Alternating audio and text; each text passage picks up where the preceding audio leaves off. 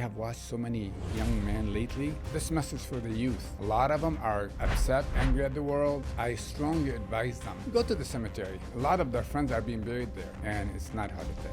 How many dead bodies do you think you've washed? Hundreds. What are some misconceptions about washing bodies that people have?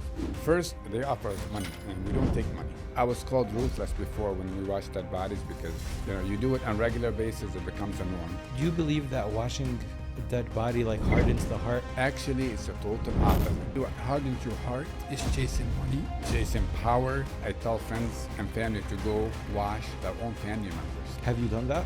Yes, I washed my father, and that was the only time I became weak. I remember holding his hand, kissing it, put it on my cheek, and I cried. I'm a human. Part of me died when my father died. When your role model, your hero, sitting at that table, it makes you see how weak you are. Are you afraid of death? I know culture and religion plays a role in scaring us from death. Some religious scholars will attack me. I just didn't want to tell you the story, but I'm going to say it.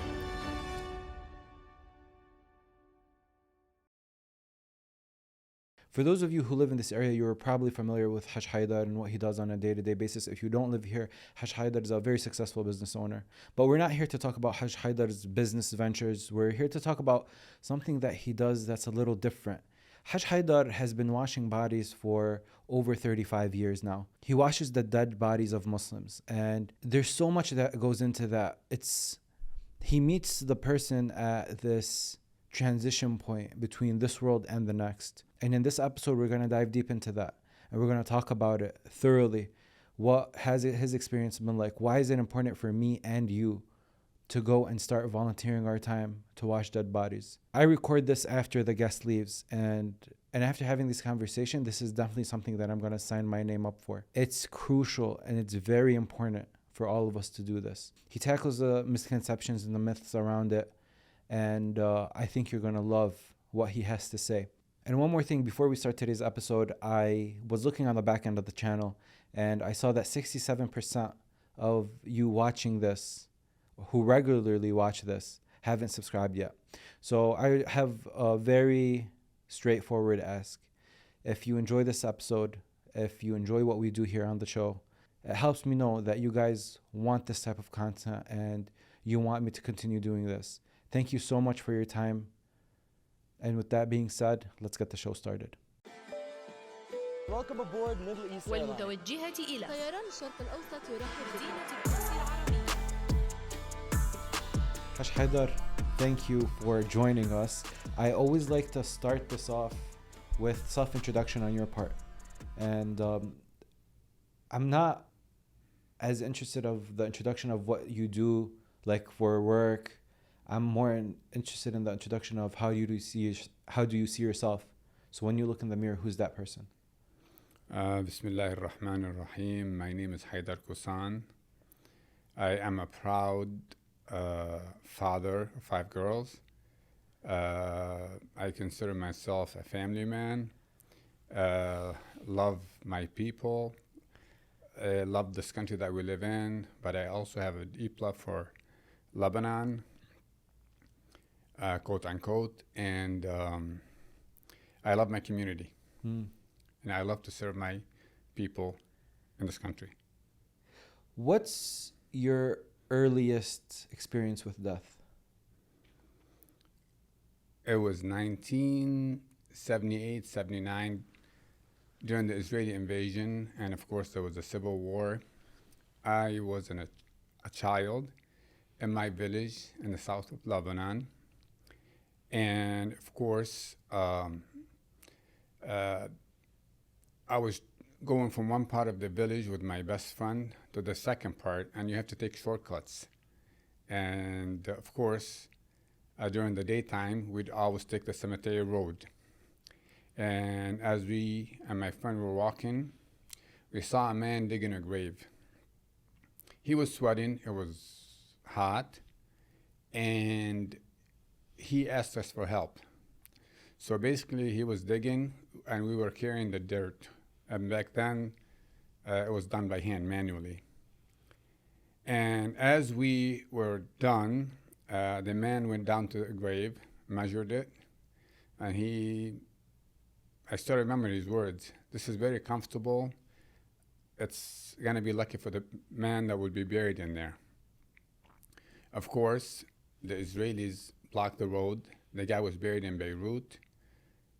The person that dug the grave went to Beirut. He died. I believe it was a car accident, and they brought him back, and he was buried in his own grave that he actually dug. And that resonated in my memory for the last 48 years, maybe. So he dug a grave, said this is very comfortable because it was big. Yes. And the person that was supposed to be buried ended up getting buried in Beirut. And this gentleman died and he got buried in that same grave he dug? Yes, sir. I've witnessed that firsthand. And that left a touch on my soul and brought me closer to the reality of death. Oof. And I stood there with my friend in shock, seeing him being buried in that grave that we helped him dig. What were your impressions? How old were you? 8 to 9 years old. Oh, very young. Very young. And back then, we used to volunteer at the local mosque where we take the water from the well. It was a manual well. And we put them in plastic brie, which is basically and then we get it ready for the people, for the older people that used to pray at the mosque at the time. And that's how my volunteering part started. Wow. As early as 8. What's your earliest experience with death on a personal level with someone that you love? It was my baby sister and my grandma and my uncle who died basically within 2 years apart. All three? Yes. And it was between 1975 and 1976, if I recall. And they all are buried next to each other. And I still visit them. Every time I go to Lebanon, I go down to the old cemetery, and they are buried there in their old-fashioned grave next to each other. Mm. What do those experiences do to you moving forward in life? Like, how do they leave a mark on you? That experience at 8 years old with your baby sister? I would say my experience was part of living back then in the 70s in the south of Lebanon because of the war and our Zionist neighbors across, because our village, as many people in the south, live next to the Palestinian border. So shelling, losing your classmates. I remember one time there was a massacre. I vaguely have any memories of it, but I remember my classmates were massacred. They played in the village. I believe it was 1974 or 5. 8 children in my school. They were a bit older than us. They were massacred by the Israelis, of course, by mistake. And they were buried in mass graves. And all I remember was black plastic bags with body parts being picked. But that was far back memories.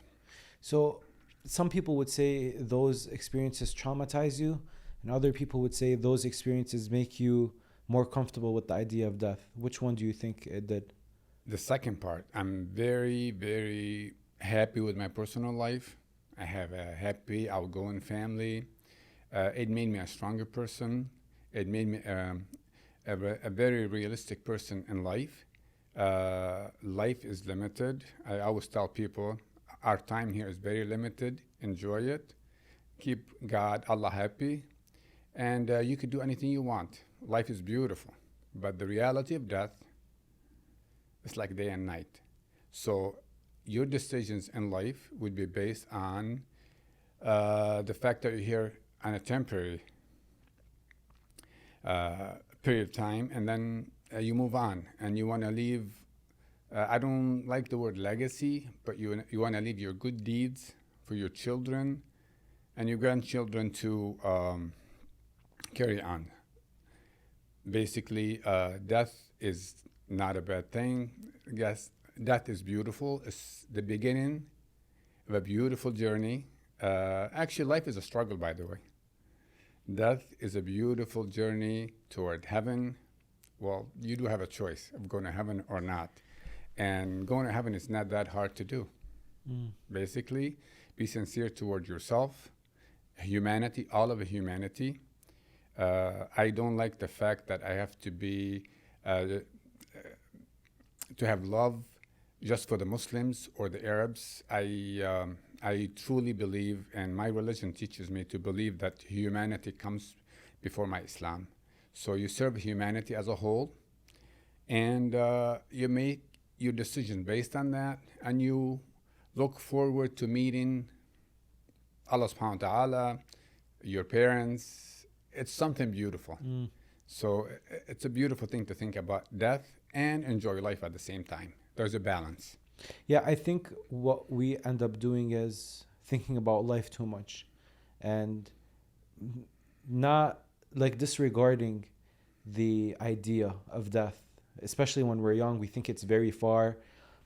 Maybe if one of our parents pass away, maybe like it comes to mind, but at that point you didn't even think about like death as death. You just think of, oh, I just lost my mom or I lost my dad. But like the concept of death and like we're all going this way, we don't really think about that too much, I feel like. We're too busy preoccupied with life, and I do understand that part, but yet you want to be happy and you want less stress in your life, you want to manage your life better, balance it out.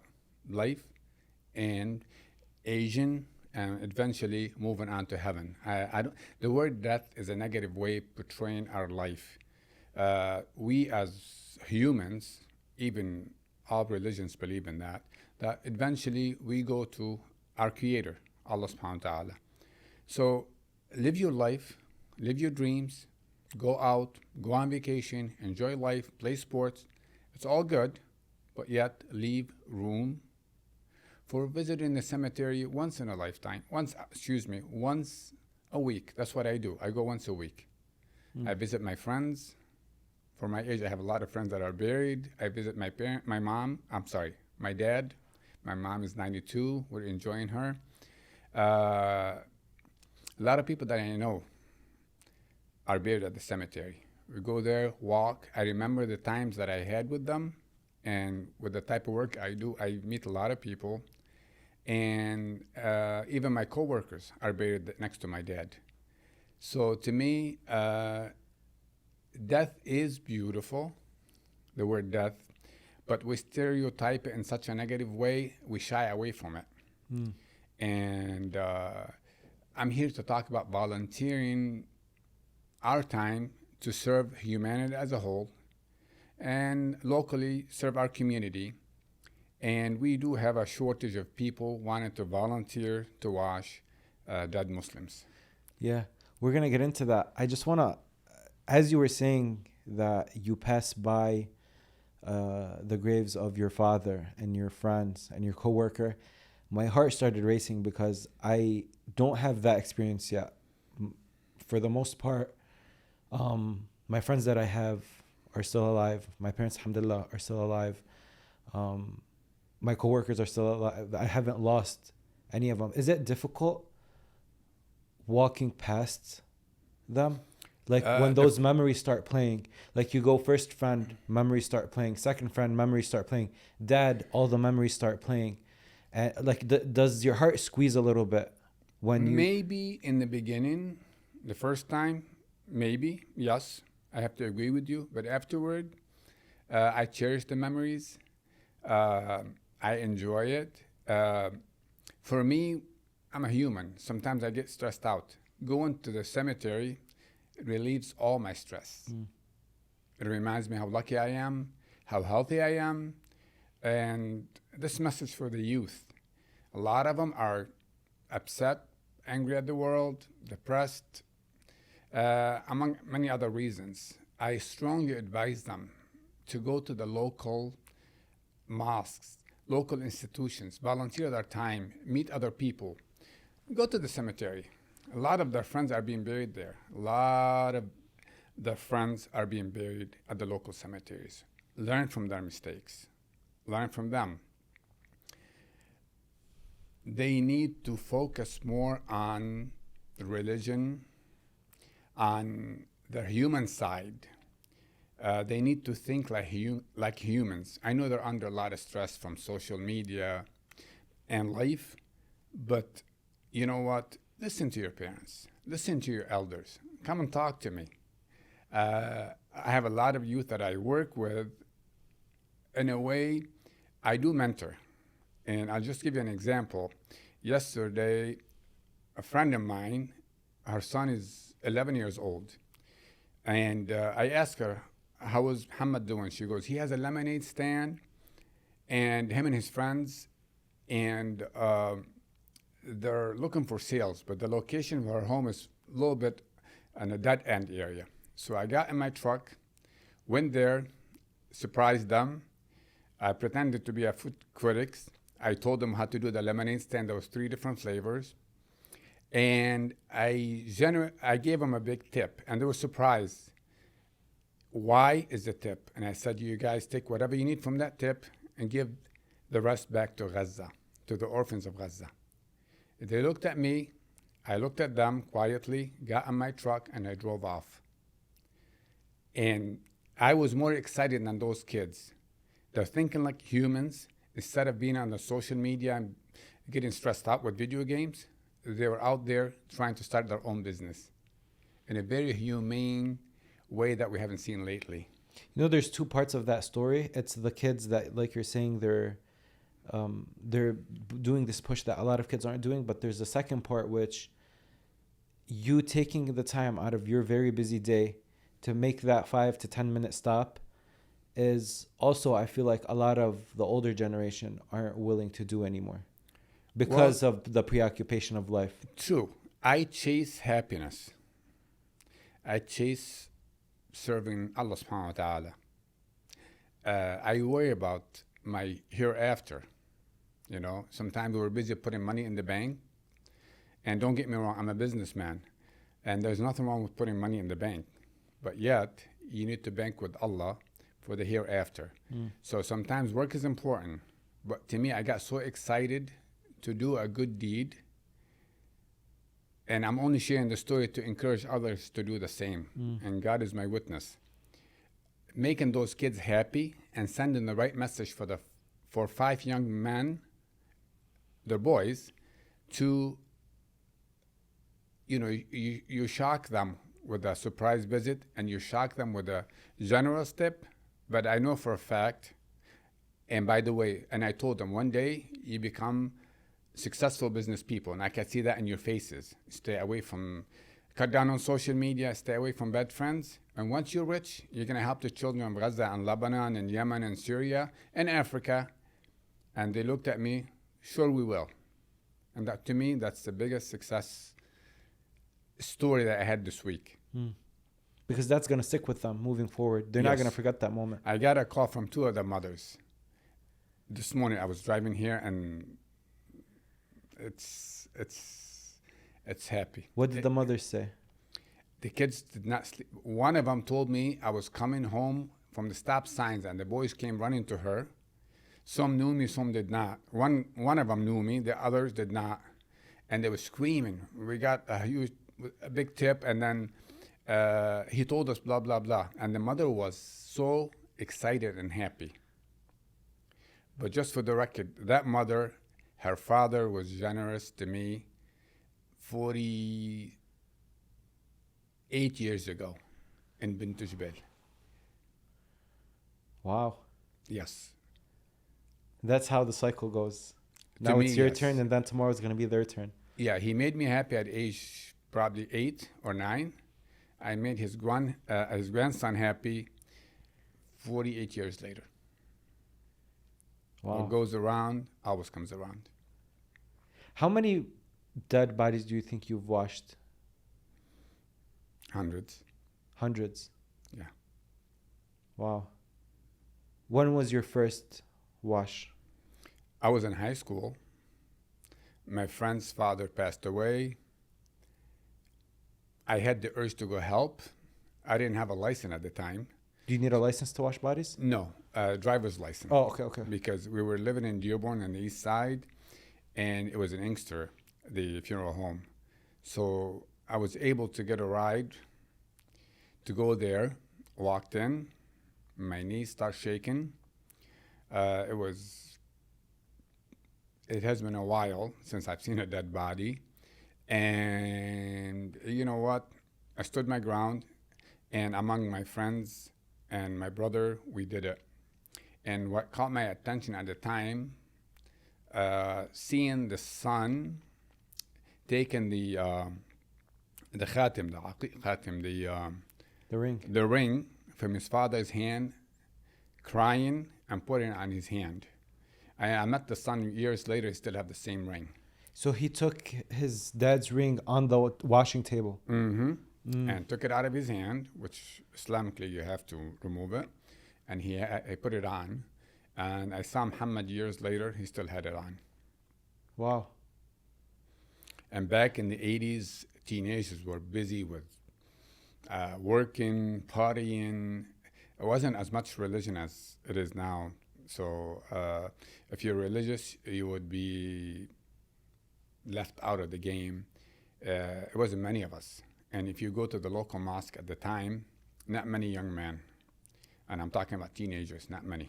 You said you wanted to volunteer, but why did you pick washing the body as the volunteering?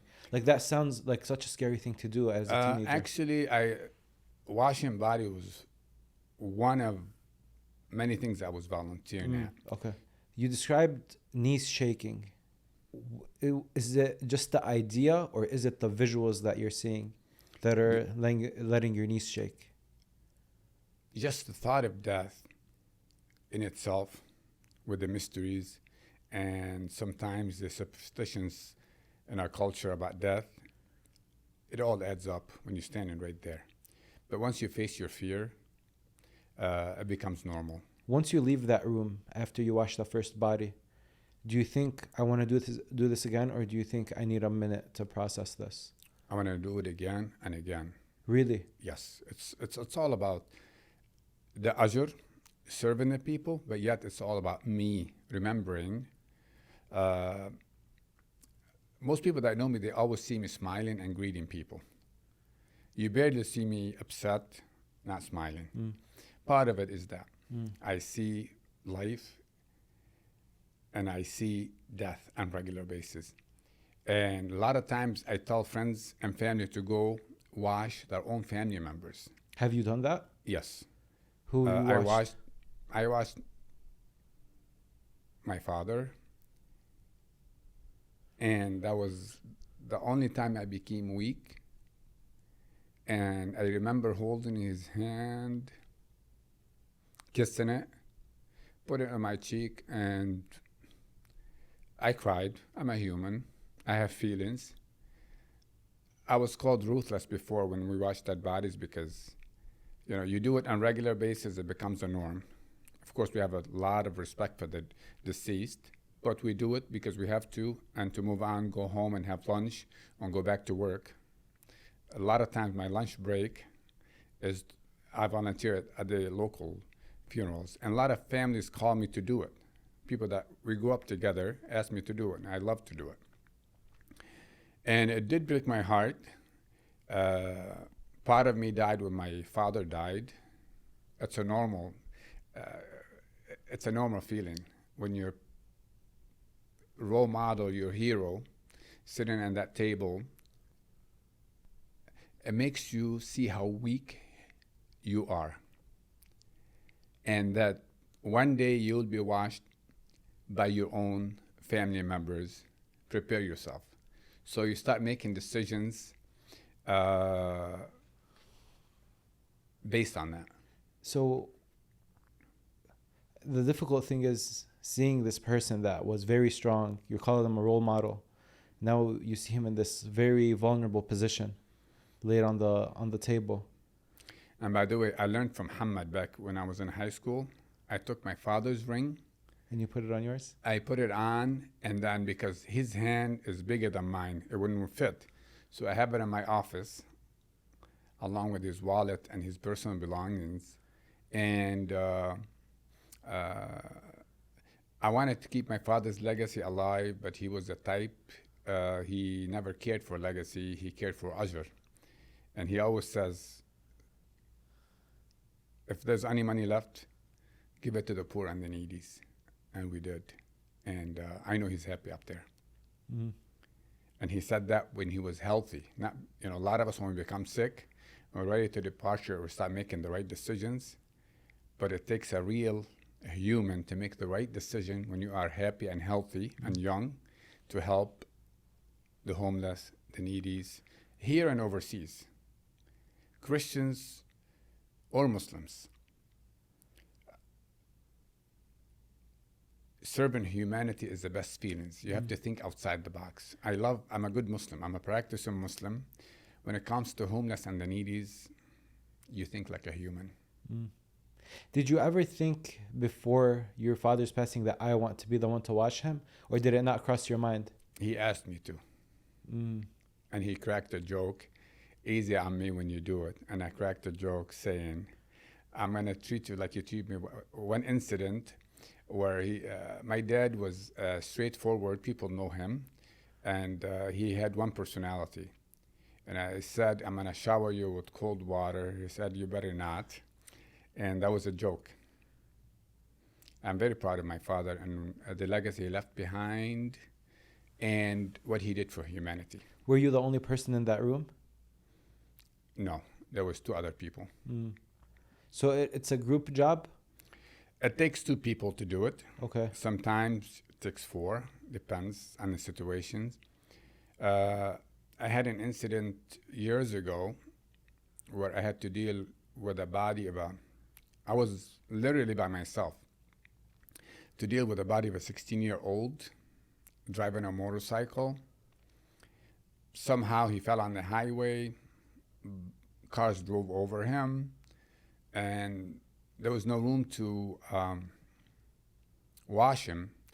So we did what we have to do, but what caught my attention, his mom and dad, they're very successful community members. They only had their son, and they wanted to buy him happiness. So they bought him a very expensive, fast motorcycle. The son is gone, their life is ruined. Do not treat your sons or daughter with money. Give them love, give them tough love. I know a lot of us don't want to go to the local mosque or church. Take them there.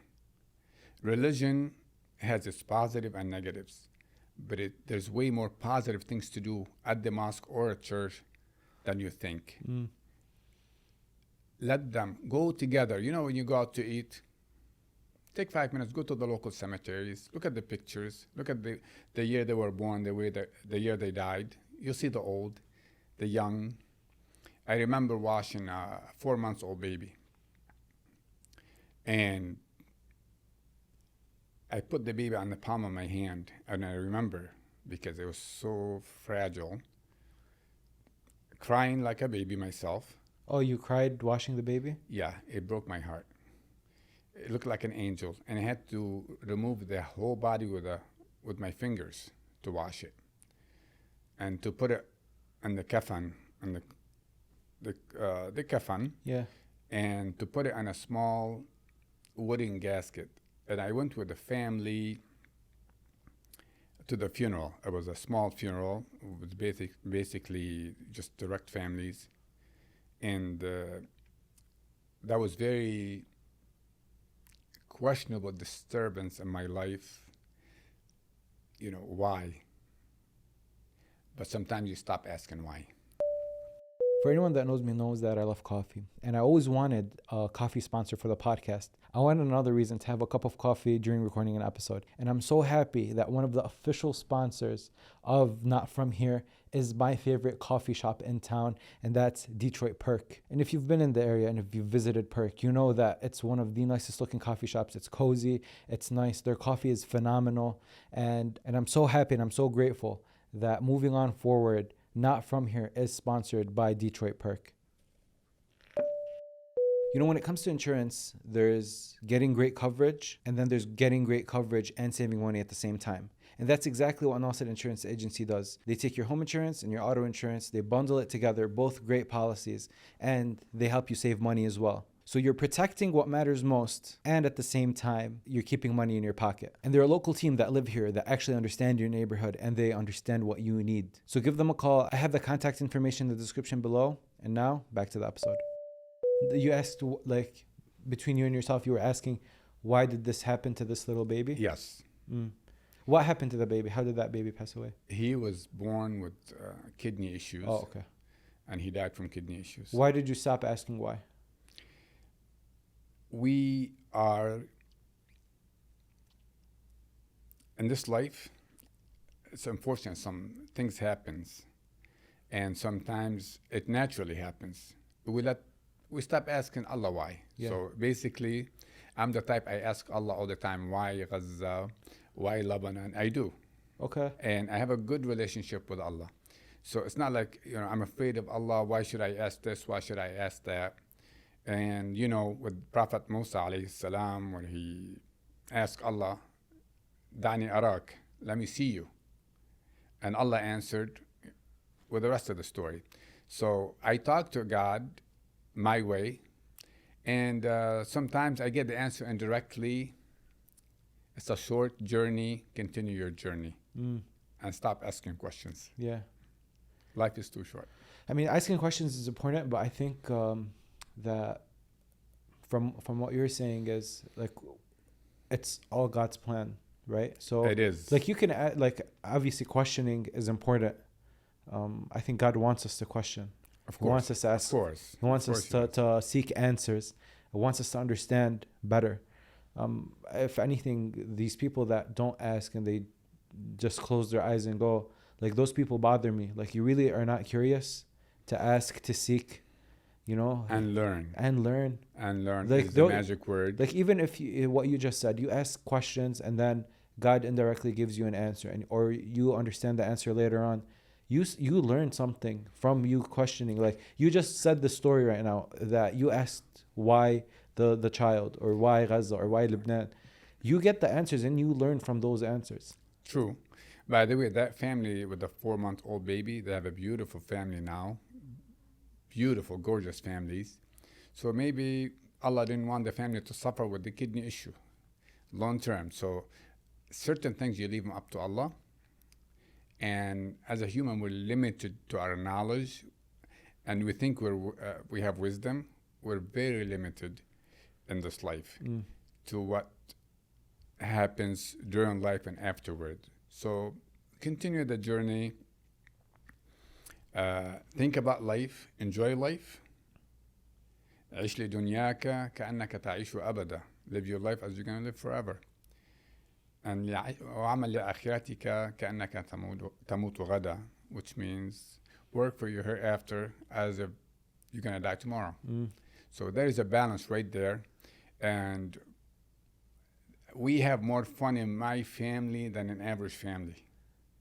Because I woke up in the morning happy, healthy, kids are happy, grandkids are happy, going to the beach, going camping, going on a vacation. I love it and I enjoy it. And I think volunteering my time watching dead Muslims made my life easier and happier and more realistic. Realistic is a good word that you keep on using. Realistic,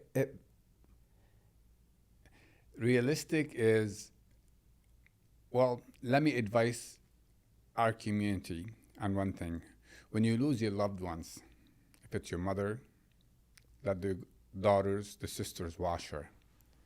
You could be supervised by, washing is not a very complicated issue. Some religious people will tell you it's complicated. It's not. It's a simple, very simple. Anybody could do it. Can you explain the procedure? It's very simple. For Muslims, that first you got to clean the body. Okay. Thoroughly. So I'm sorry to cut you off, but you get the call. You go to the place where you wash. Or do you stay in your clothes, or do you wear something? So the state requires us to wear masks, hat. We wear a uniform, like you do, basically just like you do in the surgery room. Okay. We're dressed up. We even put on our shoes. Okay. For legal reasons and for health reasons. So basically, you put it on, and then you clean the body. Most of the bodies are easy to clean. Some are complicated. What makes it complicated? I had an issue with one body that had very serious cancer issues. He had too many holes, and they wanted to ship him to his old country. And as we all know, when you want to ship overseas, the law requires that we empty the internal organs totally Do out. you do that? No, Oh, okay. it takes a professional to do it at the funeral home or the hospital. So, and they put chemicals in there to preserve the bodies, and the body would last for a few months because of the chemicals. And that requires a lot of stitching sometimes. It requires a lot of gluing to cover the holes. Requires sometimes closing the ears, the mouth. In fact, sometimes we close the eyes and glue it because the leaks come out. You basically want the body to be as clean as possible, and like I said, we advise the family to keep the casket closed, out of respect and privacy. Some leave it on. I'm not a big fan of leaving the body visible so people could see it. I believe that people have a privacy, and we should see them like we remember them in real life. So basically, sometimes it gets tough. It takes a couple hours. Sometimes it takes 20 minutes. But the rules are very simple. Anybody could do it, and it's very spiritual.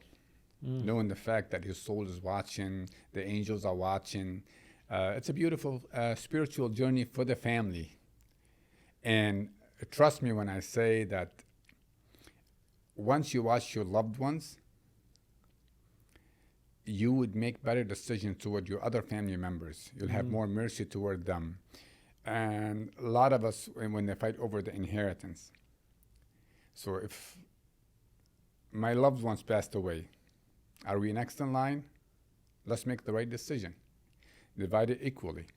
I'm just giving you an example. Or you go home and you see your children.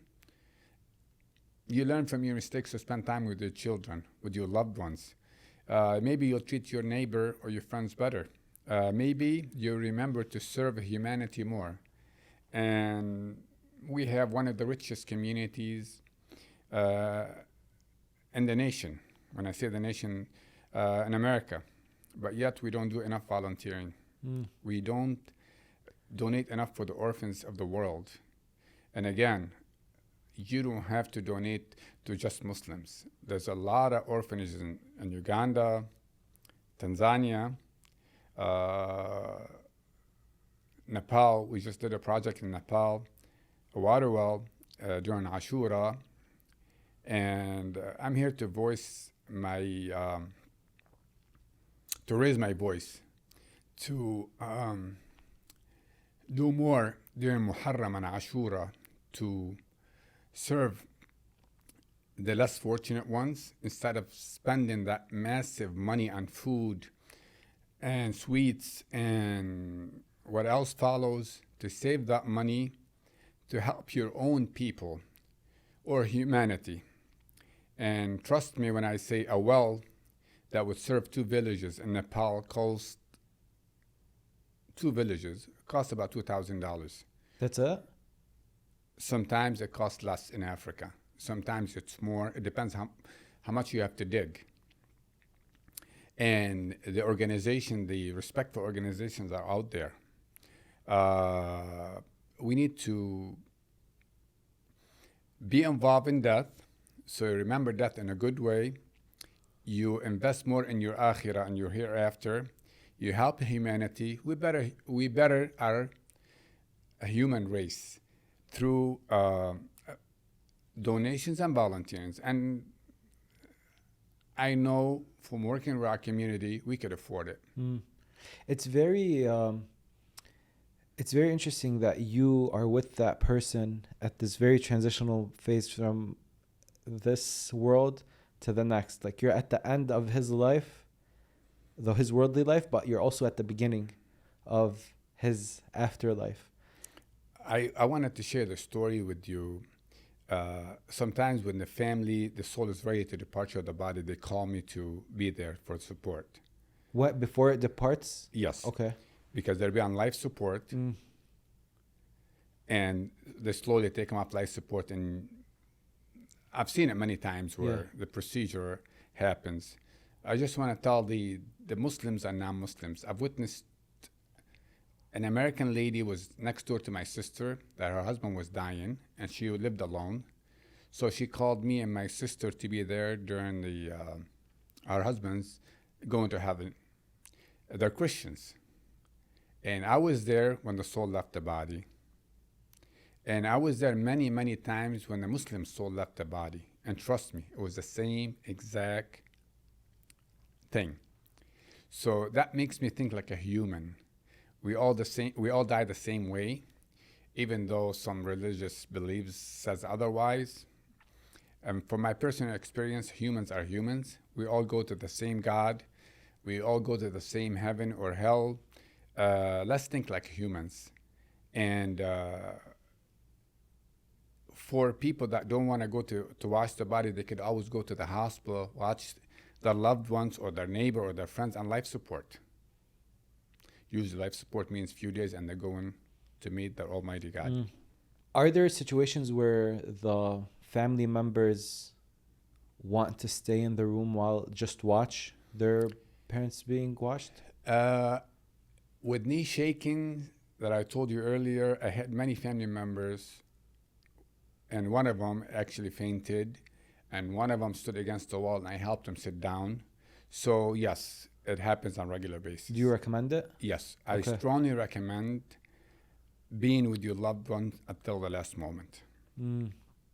What are some misconceptions about washing bodies that people have?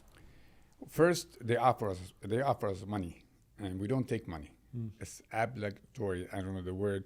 We must, as Muslims, wash a Muslim if he dies at no charge. So basically, I personally never charge. I will never charge. In fact, sometimes I get stuck in a situation where I have to pay. And a lot of people, when they see a person washing a body, they're afraid to be his friends. They're afraid to associate themselves with him because he's doing something that we don't want to talk about.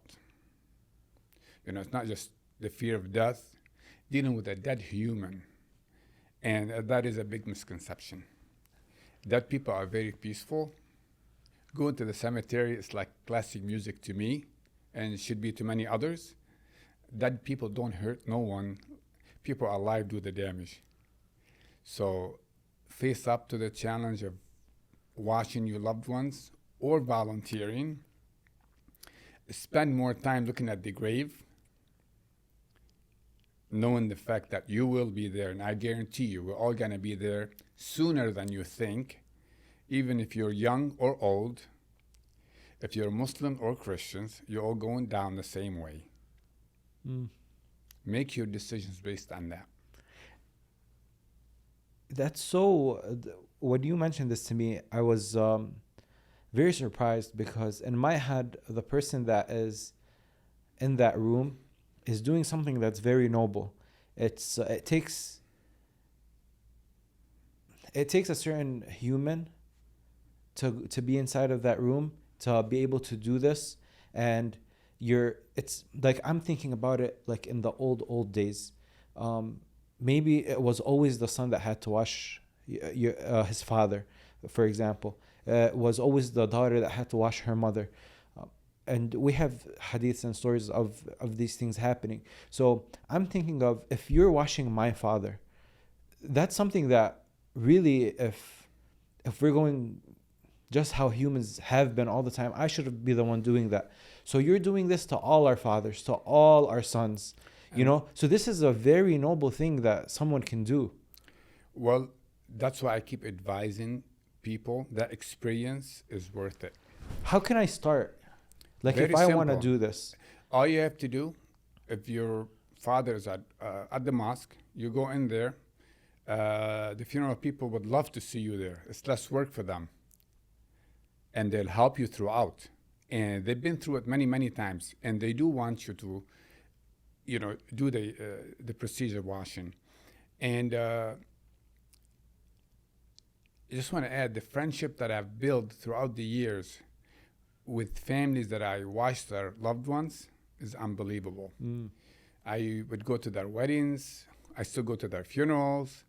The sons and daughters of the deceased still look up to me in ways that I don't really, I didn't do it for that reason, but it does happen.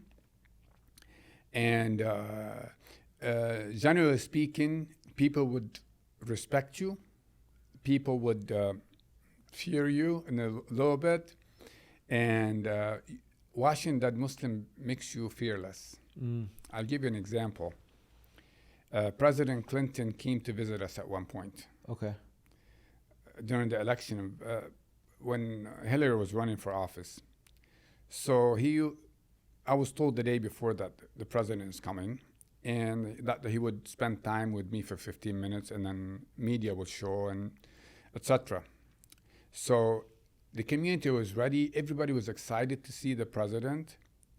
And as soon as I saw him from far, I just saw a regular human. And I don't know him. So he came and hugged me. So I hugged him. It's the president of the strongest country on the planet.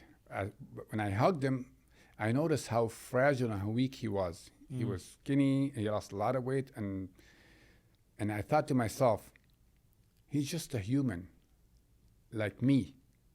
So sometimes when you see a powerful person, you start asking him for favors and advice and whatever. I honestly, all I talked to him about was Koussa Mahshi. That's all you talked to him about? That's all I cared to talk to him about. I felt God, Allah is more powerful than me and him. He's just a fellow human being. And he, in a way, he was surprised because a lot of people become weak when they see the president and his bodyguards. I talked about Koussa Mahshi and grape leaves. Is it because when you hugged him and you saw how fragile it was, it reminded you of like that's how dead bodies feel in a way? I've been through that many, many times before. And humans don't fear me. Allah does. Yeah. Knowing the fact that what matters is to keep Allah happy and serve His creation. Haj, what if some of my family members didn't pass away? How can I still volunteer? Very simple. Call the funeral home. Stop by. Most people know where I am. I'll help you do it. Very simple. Okay. Doesn't so take like much. you get a call and they say, hey, You leave your name and number with me or the funeral home or whoever volunteers, and we'll call you. There's plenty. Okay. Plenty of people going on to Akhirah, and then it's a chance. I strongly recommend it. I strongly advise it to the youth. Do you pick up on trends of the deceased people? So for example, have you seen, for example, an increase of young people pass away? And if you do, what does that tell you about society right now? Back in the 80s, a lot of bodies, late 80s, early 90s, a lot of bodies we used to wash were older men. Lately, I would say the number have increased for the youth. We have washed so many young men lately, and it's not heart attack. It's not what the family tells the public. We could tell. It's overdose, suicide, motorcycle accident, car accidents. It's very serious, and it's happening to a lot of people in our community. Do you ask, or they tell you the person passed away from 1, 2, 3? I had an incident. I was watching a dead young man, and I could tell what happened to him. It doesn't take much to tell. And the family kept telling everybody he fell off the top of the garage. And it broke my heart. We need to come out of the closet. excuse me for using the term, come out of the closet and tell our community members to be aware of what's going on to our sons and daughters. He had committed suicide? He overdosed. Okay. He overdosed. And they knew he was on drugs. Mm. I had a father 2 weeks ago told me he's willing to come up in public and talk about his son's death. So we're slowly changing. And when I was watching that, Muslims, people advised me back then not to do it. People will look down at you, people will this, people will that. And I didn't listen, and they were wrong. It was the most beautiful thing I ever volunteered for. I do volunteer other things, but this, I chase it. I want to be happy, and I want to do the right thing in serving. With people losing their loved ones, claiming the wrong reason for their death, they're indirectly helping destroy other people's lives, other families. Because they say, if this family didn't talk about it, I don't want to talk about it. If they covered up their son's overdose, I want to cover up my son's overdose. Exactly. And one family, when I told them to publicly talk about it, and he goes, who's going to marry my daughter? I said, anybody would respect you more, look up to you more for doing the right thing. Always do the right thing. We need to help each other talk about suicide, talk about depression, overdose. And there's many, many other organizations out there to help. You're not alone. There's help. But in general, do they tell you what happened to the deceased? Like if it was any deceased? We could tell. Okay. It's very simple. You know, like overdose, you said you can tell. How can you tell? public records. Okay. Sometimes family will privately tell you. The autopsy records. When you have a young man dying from a heart attack at age 17, 18, it usually means one thing. And by the way, I hate racism, so a lot of us talk about men or boys. It's happening to girls a lot lately. And girls tend to hide it better than boys. Focus on your daughters, focus on your sons. And believe me, you don't have to be rich or poor to have your son thinking about suicide or being on drugs. It's happening to everyone. Wow. It's happening. It's very serious issues. Here and overseas. A lot of us will, you know what, I'm running overseas. It's better communities, better religion, better society. It's happening everywhere. So be realistic and face up to the challenge. It's difficult to say. You have to admit and correct. In Islam, you know, if you read the Quran, it's all about admitting and correcting. Istighfar. And asking Allah for forgiveness. And we need to connect with each other more and talk more about life's problems and, again, death. Are you afraid of death at all? No. No. In fact, I told my father and I told few others when they're ready to departure, smile. You serve humanity well. In a few minutes, you're going to meet your creator. You're going to meet your mom and dad. You're going to meet your brothers and sisters, all in heaven, forever young, enjoying heaven. And Allah and God did not make it that hard to go to heaven. Unlike what the religious beliefs is. You don't have to pray 24 hours a day. Just pray and serve and do the right thing. You will see heaven. It's not that hard. Accidents can happen in a split second, but the impact can last a lifetime.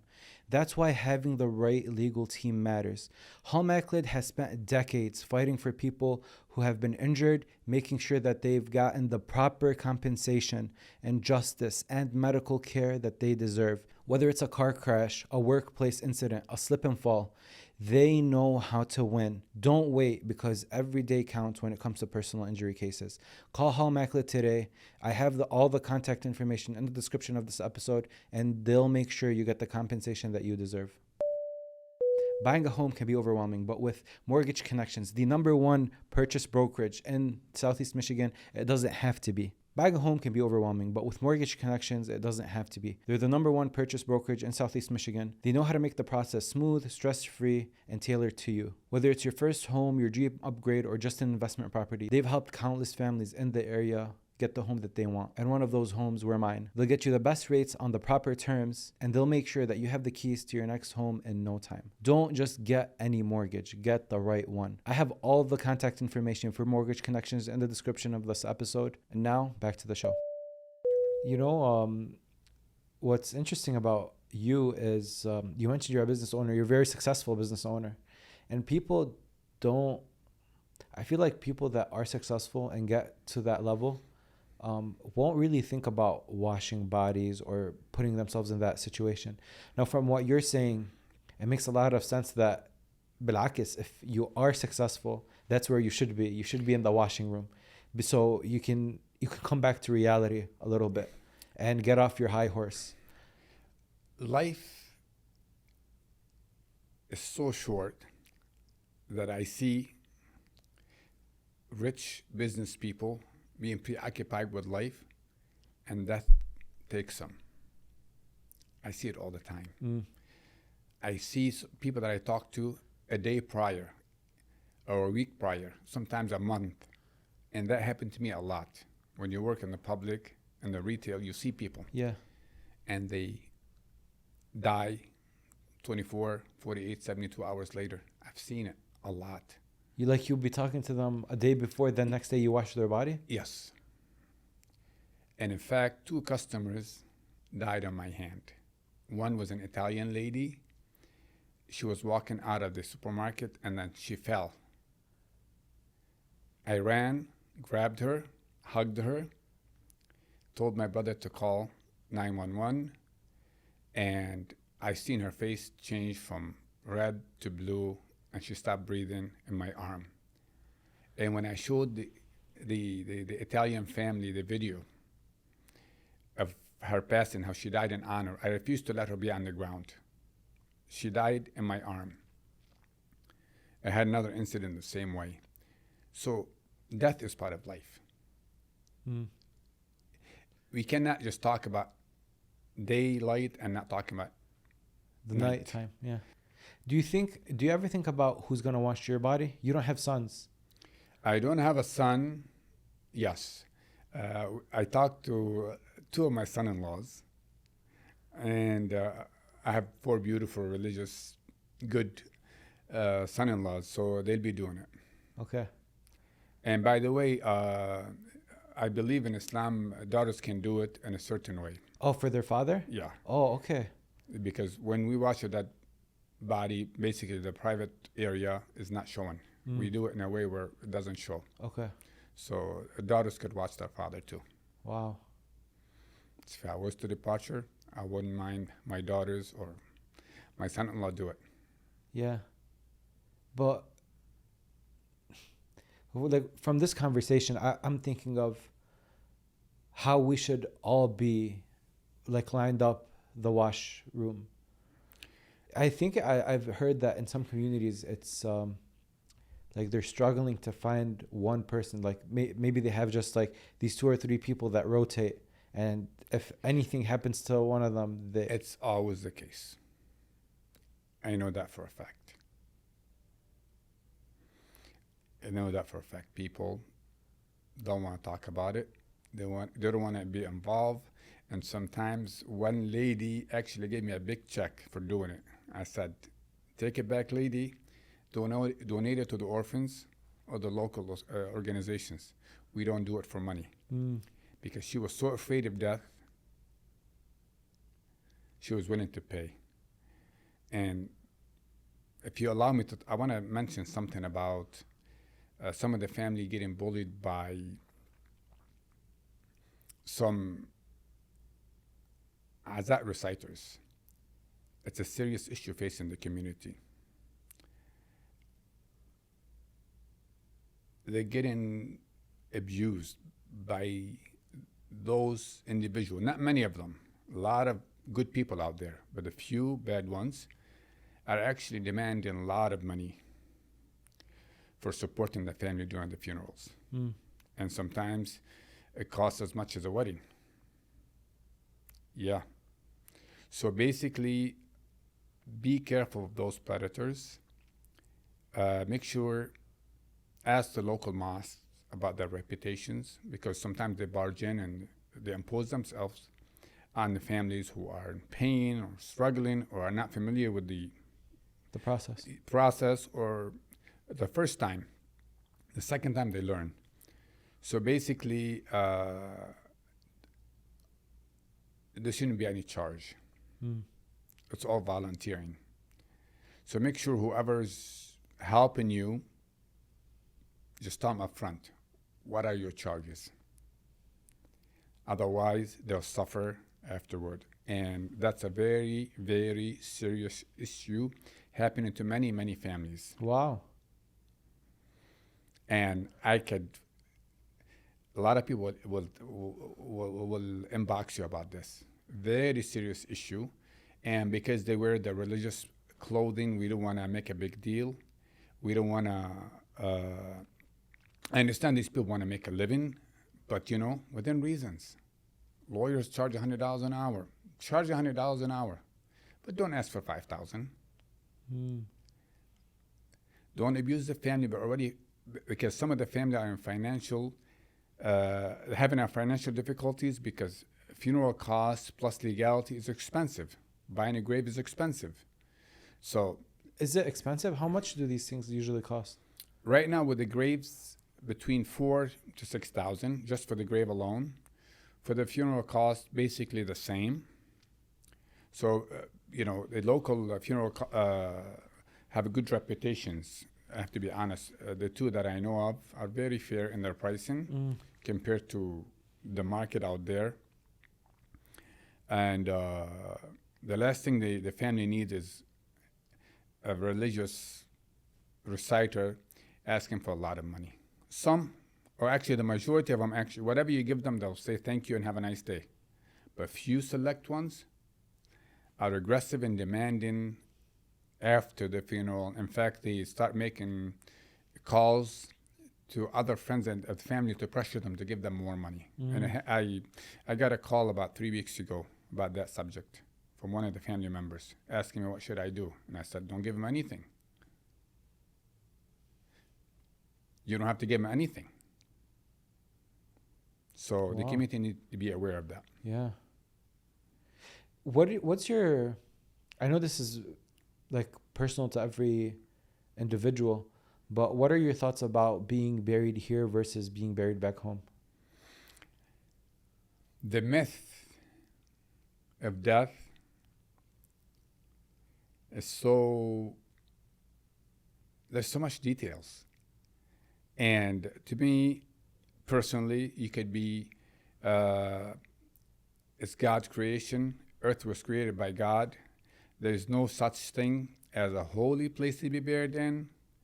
For the money that you pay to be buried in your hometown, I have nothing but respect for people that do it.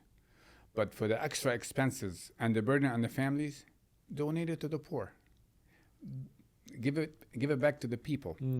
It's very expensive to, and if you're thinking about hereafter and Ajr, my father was buried here.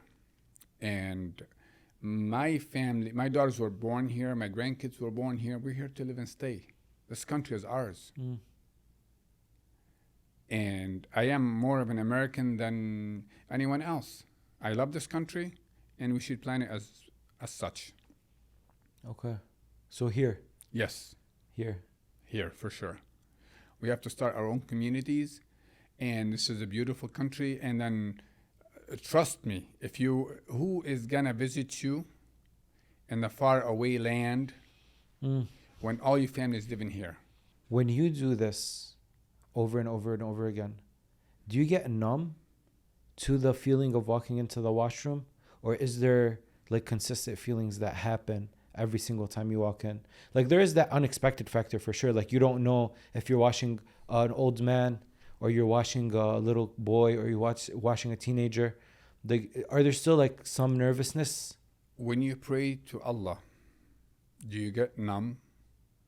No. You get that feeling every time you pray, that spiritual feeling? Any people that do the washing for the sake of pleasing Allah and themselves would always have that spiritual feeling of respect for the death. You don't do it for fun. You don't do it for the routine. You don't do it for showing off. You do it for the right reasons. So that Muslim had a life, had a family. Sometimes I think about their journey in life. If they did work for their hereafter, the pain that the family leaves, suffering. No, every time I get the same feeling of respect, learning, because life sometimes you forget about you have to keep reminding yourself about death. Life could preoccupy you in so many ways. So it always humbles me down again and reminds me again, death is a reminder to all of us. But not nervous. Like you're not like scared or nervous or anxious about walking in What there. I've seen in human bodies, nothing makes me nervous anymore. Okay. When I see what I see in Gaza,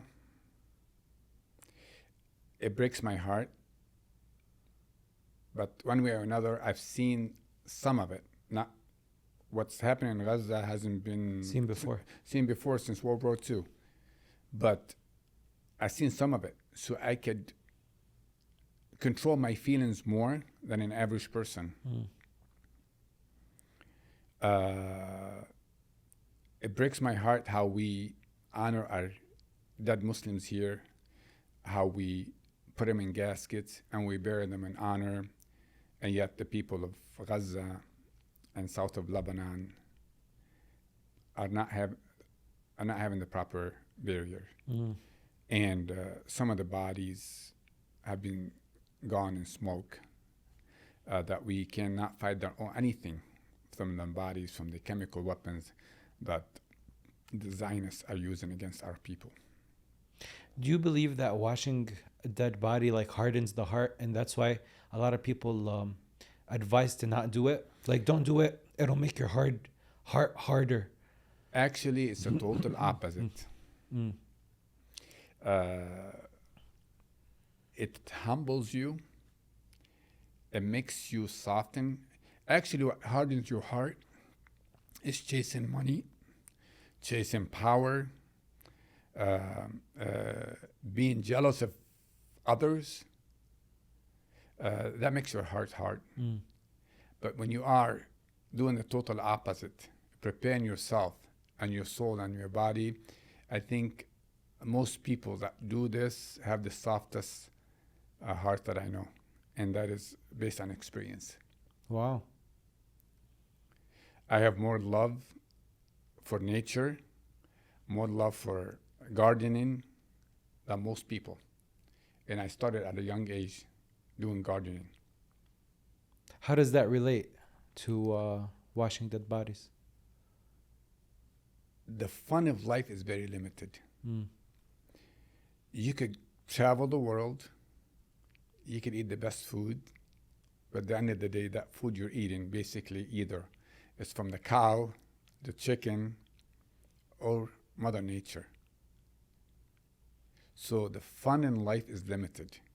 You could travel in a 5-star hotel, but at the end of the day, most of the time you're sleeping like a dead person. The real pleasure of life is serving humanity and enjoying nature, taking a walk in the park, which I do a lot, walking, which I do on a regular basis with my family, it made me so close to loving nature and family. And it makes your dreams very realistic. You know what? I was poor once. I'm well off now. My personality did not change much because of washing the dead Muslims or volunteering with the less fortunate ones. You think when someone doesn't do these things that are serving others, or for example washing the dead bodies, and they become successful, that's what changes them? Because we have this idea in our culture that when someone is well off, that means they're now a bad person, or they're like evil, and money brings evil to everyone's heart. That's stereotyping of the rich, and some of the rich deserve this. Okay, I do agree with you to a certain limit, but a lot of rich people out there are humans, so they happen to be successful: doctors, engineer, business people. We envy that. You know, we assume that they are evil and bad. Get to know them. A lot of my friends are very successful, but yet they do serve Allah and humanity. So you know what? God bless. Some, yes, they have money, they have the power, and they use it for themselves. They're selfish, yeah, but not many. I know big corporations do this. I know big companies are helping the wars in Gaza to kill the people. Yes, but you know, get to know before you make the decision or before you judge. You know, it's not your fault that you are a successful businessman. You know, you don't deserve to be hated if you are a successful businessman. So get to know before you judge. And I'm talking about a personal level. I'm not talking about big corporations or greedy companies or lobbyists. I'm talking about just our community members. What's one thing that we didn't talk about today that you think we should have? Talking about real issues in our community. For example, if somebody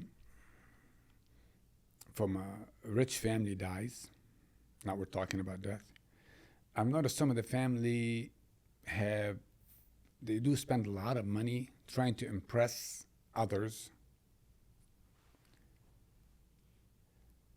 that they're honoring their death. You want to honor your family member's death?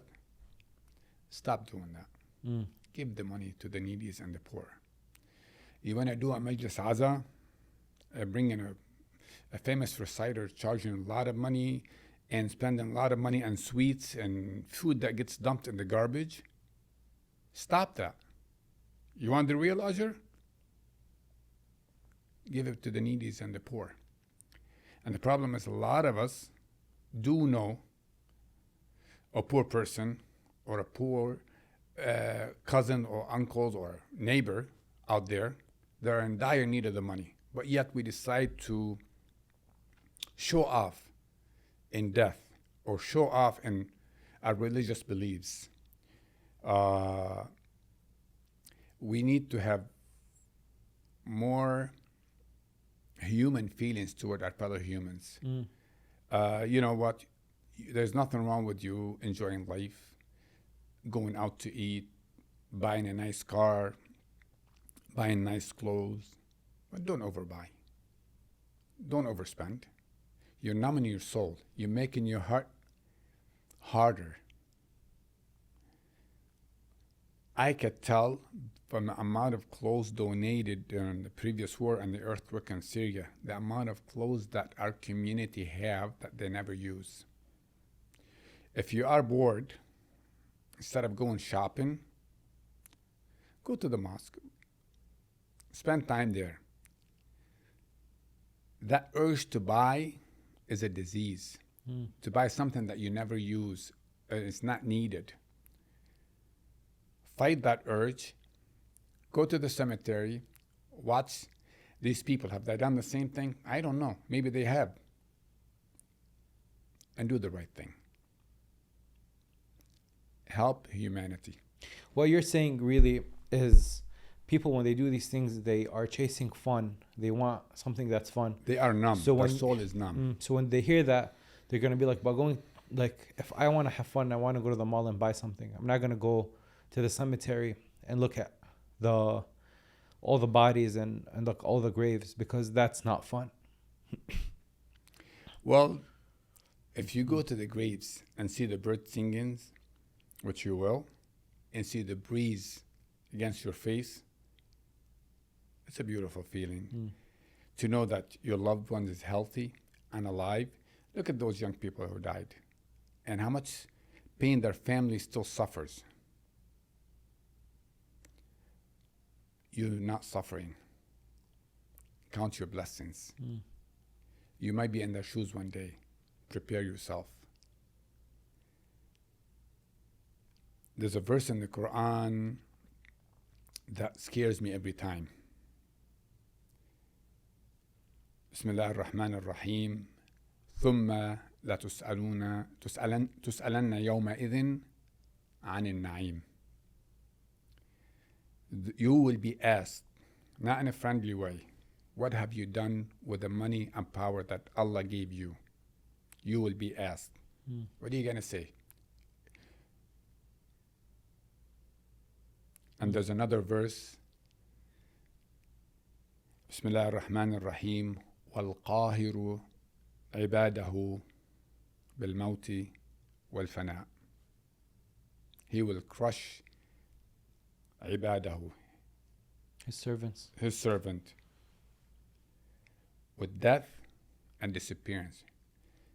People will remember me if I die for the next 1, 2, 5 years, 10 years, and I'm done. Your memory will not stay forever. I mean, I understand Christopher Columbus, when they tell us he discovered America, but we all know that he killed the Native American Indians. They pump it into the history books that he is the first person who discovered America.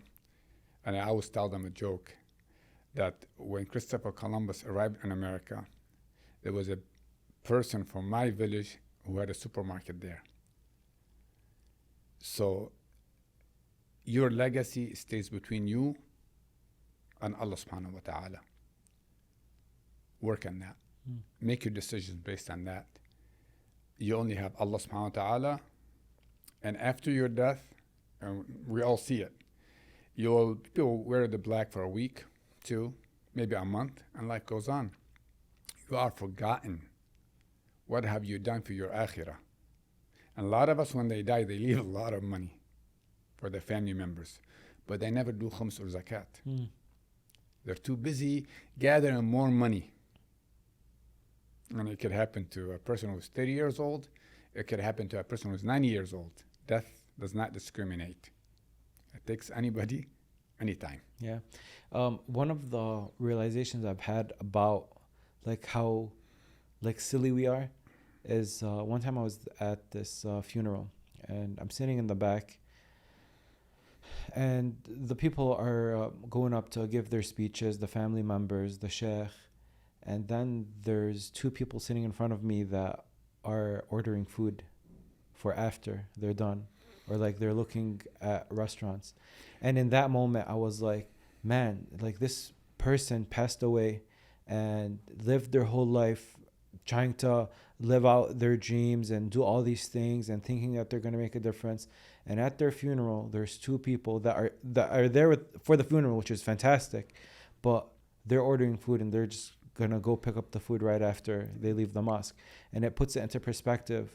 At my funeral, these conversations are going to be happening. Why is it that in the weddings, we do 3-4 hour weddings? In our funerals, we're in a hurry to bury the person. And we all know, right after you bury him, within 5 minutes, everybody gets in his car and leaves and goes back to life. And this is where the story begins for him or her. Yeah. Make sure you work for your akhirah. All these people you spend a lot of money inviting over or going out with have forgotten about you within days. Hours, I think, too. Sometimes I'm trying to be positive Yeah. here. That money could have been used for your akhirah. Again, that verse in the Quran, I advise everybody to think about it. It's like your father giving you money, and he will tell you, in 3 years, I'm going to ask you about that money. What have you done with it? Did you buy junk food? Did you buy name brand clothes? Or you help the orphans? If you help the orphans or you help humanity, here's $1 million. And that's how Allah does his magic. بالآخرة جنات تجري من تحتها الأنهار أعدت للمتقين. You know, in heavens, there's mansions. You have your own rivers and oceans. I mean, heaven is beautiful. It doesn't take much. Stop being selfish. Start thinking that my life is so short as a young man. Because as you age, you become attached to life. Yeah. And you keep running after life, and life runs away from you toward death. Again, have all the fun in the world. في مرضات الله. You could have all the fun in the world. Do anything you want.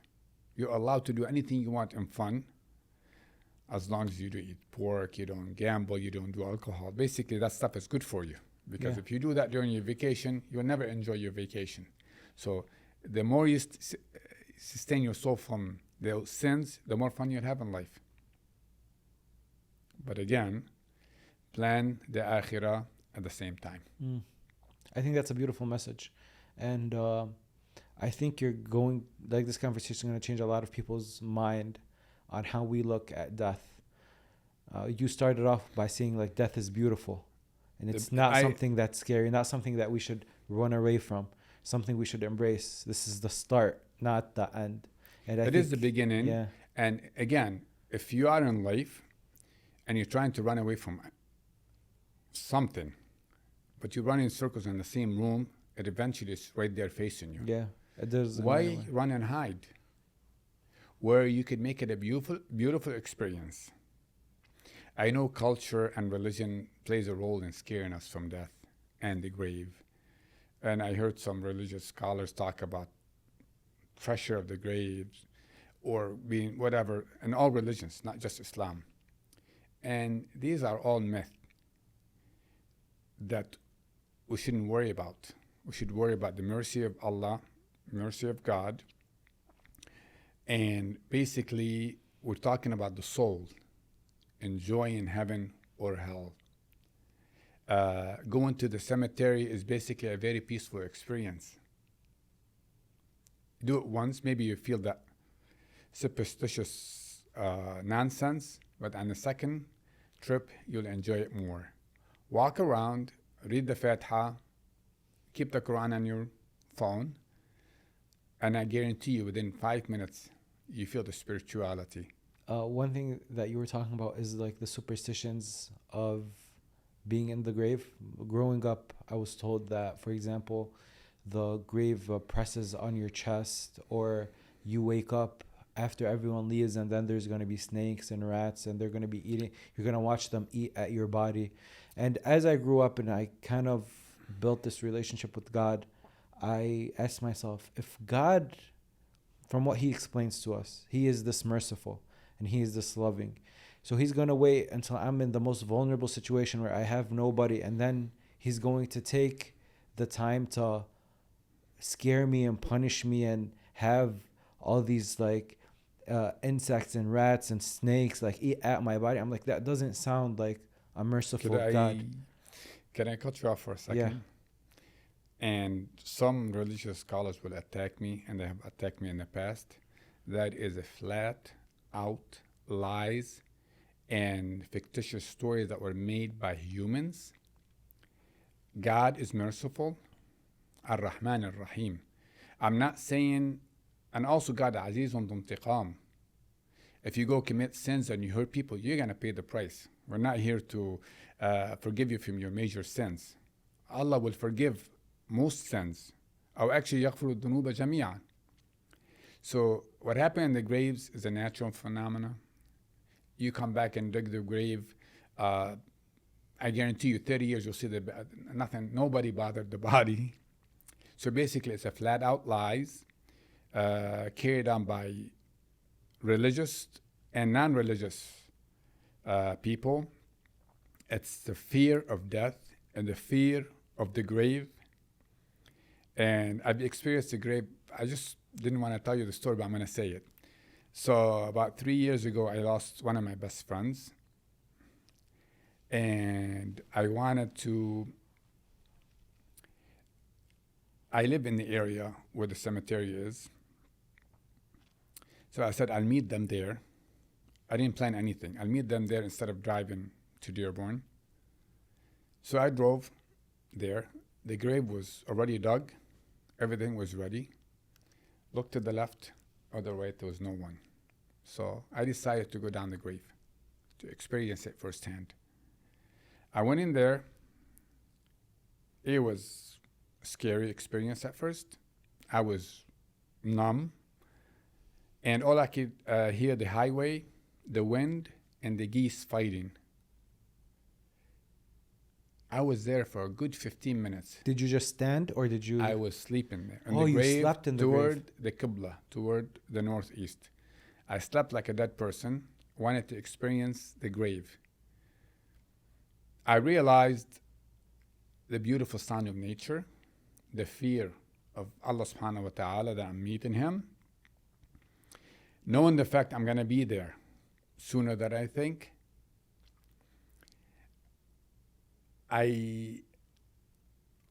After 15 minutes, I could barely stand from fear of the unknown. And I have experience with that myself. I remember climbing out of the grave, walking to my car, and I did not stay for the funeral. I drove off scared. But that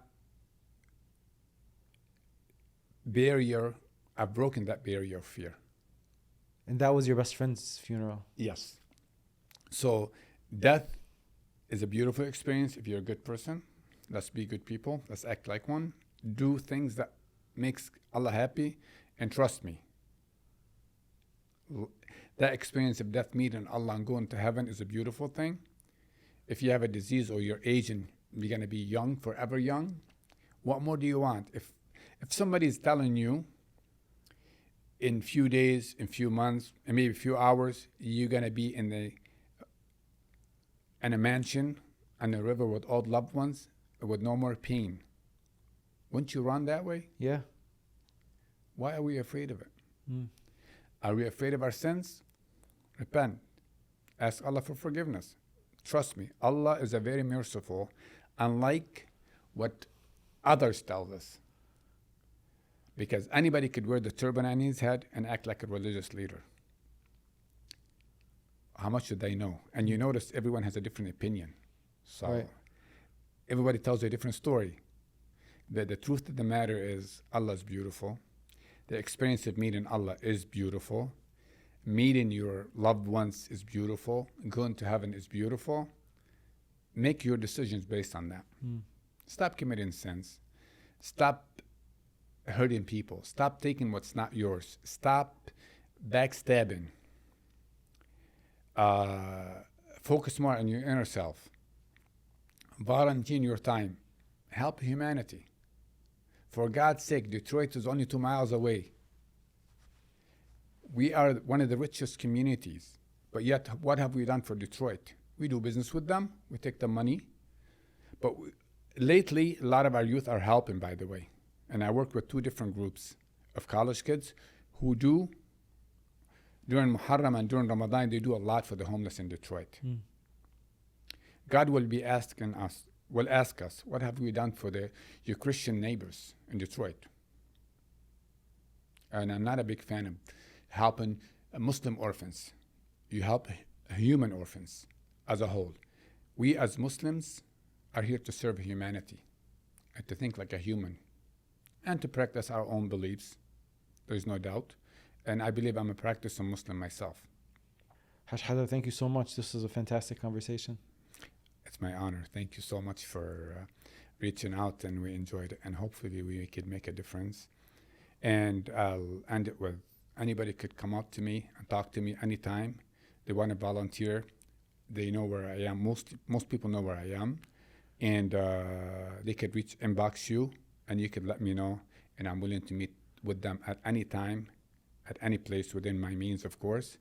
And they could talk to me more about life, not just death, and to take life one day at a time and enjoy it, and under the mercy and the umbrella of satisfying Allah subhanahu wa ta'ala and serving humanity. Thank you. Yes, inshallah. Even if they don't live here, they can go to their local mosque and ask how they can volunteer to wash bodies. Of course. And be involved in that situation. Yeah. Thank you, Haj. When there's a will, there's a way. Inshallah.